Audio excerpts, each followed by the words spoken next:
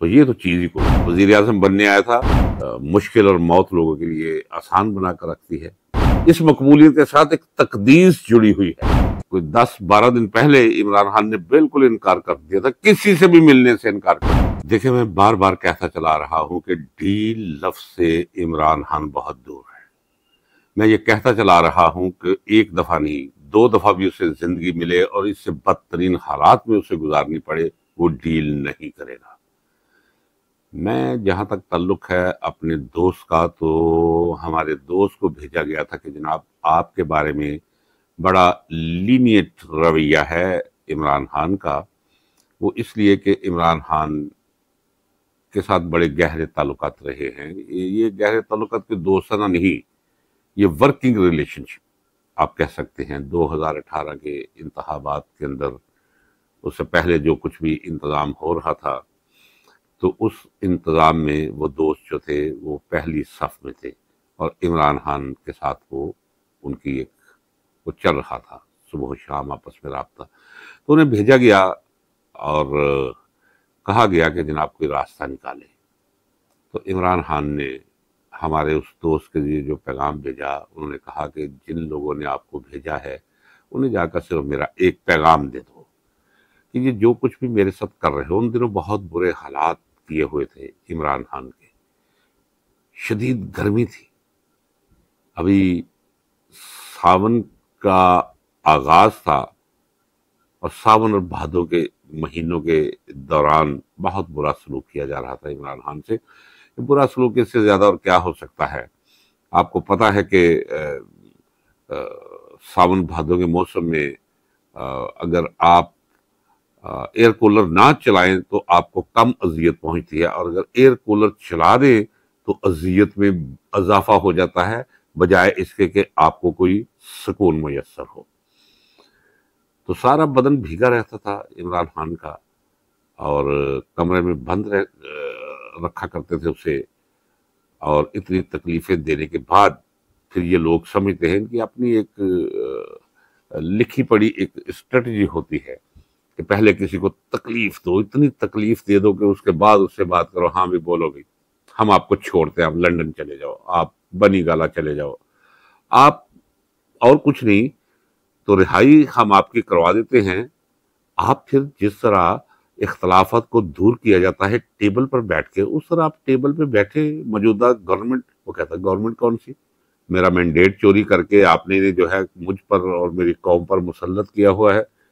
Character in کا یہ ہے کہ ہر ایک جسے بھی کھولو سارے کا سارا اندر سے غلیظ، گندا، بدبودار، کرپٹ، بدکماش، لٹیرا۔ تو ان کے ساتھ میں باتیں، ان کے ساتھ تو بات میں نے اس وقت نہیں کی تھی جب میں اقتدار میں تھا، میں نے کبھی ہاتھ نہیں ملایا تھا ان سے، اور اب میں اس لیے ان کے ساتھ بیٹھوں کہ میں جیل سے تنگ آ گیا ہوں۔ انہیں جا کر پیغام دے دے کہ اگر آپ میرا ایک ایک پور کاٹ دے اور پھر اسے جوڑے تو پھر بھی جواب نہ میں ہوگا۔ ایجنڈا جو سامنے رکھا وہ یہ ہے کہ اس گورنمنٹ کو، جس کی حیثیت قانونی، اخلاقی، آئینی کوئی نہیں، چوری کے مینڈیٹ پر زور زبردستی آپ نے انہیں حکومت دلوائی ہے، ان کا بوریا بسرا اسی طرح لپیٹ دے جن کا بوریا بسرا ان کا آپ نے بچھایا ہے اقتدار کے ایوانوں میں۔ انٹرم گورنمنٹ، وہ انٹرم گورنمنٹ جو واقعتاً ضمانت فراہم کر سکے منصفانہ غیر جانبدارانہ انتخابات کی تاریخ کا اعلان کیا جائے اور انہیں بھیجا جائے۔ ایسی یہ کوئی حیرانی والی بات نہیں ہے۔ جب حالات بہت برے ہوتے ہیں ملاقاتیں اس وقت بھی جاری رہتی ہیں۔ یہ تو تقریباً کوئی 10-12 دن پہلے عمران خان نے بالکل انکار کر دیا تھا، کسی سے بھی ملنے سے انکار کر دیا تھا۔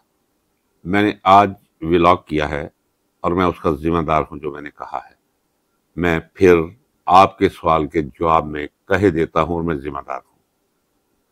عمران خان کو دیوار سے لگانے والے تھک گئے ہیں، ہار گئے ہیں، اندر سے شکست مان لی ہے، اور آپ کوئی راستہ تلاش کر رہے ہیں۔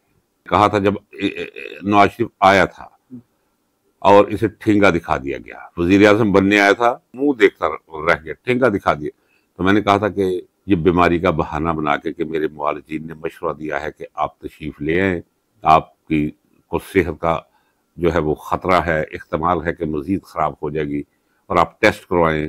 میں نے کہا کہ یہ بیماری کے بہانے اب دیکھیں ٹرمپ کے چانسز نہیں ہے، ٹرمپ جیت رہا ہے، اس میں تو کوئی دوسری رائے نہیں ہے۔ کہنا تو نہیں چاہیے ایک پولیٹیکل ورکر کو اس طرح، لیکن کچھ چیزیں اتنی واضح اور آبویس ہوتی ہیں کہ وہ کہے بغیر وہ چارہ نہیں بنتا، اور کہنا کوئی بری بات بھی نہیں ہے۔ ٹرمپ جیت رہا ہے، اور یہ انہیں پتا ہے کہ اگر ٹرمپ جیت گیا تو وہ پاکستان کی اسٹیبلشمنٹ سے مراد فوج ہے۔ امریکہ کو بھی پتا ہے کہ عمران خان کو فوج نے قید کر، نہ عدالت کی جرت اور جسارت ہے کہ عمران کو چھوڑ سکے، نہ یہ نواز شریف، شہباز شریف، اسد زرداری، یہ چیزیں کوئی نہیں۔ اور میرا خیال ہے کہ ہماری فوج کہ امریکن صدر کچھ کہے اور پوری طاقت کے ساتھ کہے اور اس سے انکار کرے، اور یہ مجھے پتا ہے، یہ نواز شریف کو بھی پتا ہے، جتنا مرضی جاہل ہو بھلے ہو، یہ تو اسے پتا ہے، اس لیے ابھی دوڑے لگی۔ شاید ہمارے اقتدار کو کوئی دوام 5 سال کے ضمانت دے دے۔ ہم کنبے کے سربراہوں کو خودکشیوں پر مجبور کر کے رکھ دیا ہے، غربت، افلاس، بے روزگاری، مہنگائی، لوگوں کا جینا مشکل اور موت لوگوں کے لیے آسان بنا کر رکھتی ہے۔ ذمہ دار یہ ہے، اس لیے مجھے ان سے نفرت، لیکن اس نفرت کو میں ایک طرف رکھتے ہوئے دیانتداری سے کہتا ہوں کہ یہ لوگ اب کوئی ٹکنے والے نہیں ہیں، انہیں قرار نہیں، انہیں سعودی عربیہ سے بھی کچھ نہیں ملے گا۔ وہ دیکھیں کہ ہم جب اپنے معاملات سے خدا کو اور فطرت کے قوانین کو الگ کر کے سوچتے ہیں تو ہم کبھی درست نتیجہ نہیں نکالتے۔ آپ محسوس نہیں کرتے کہ یہ جو قدم بھی اٹھاتے ہیں وہ عمران خان کے حق میں جاتا ہے؟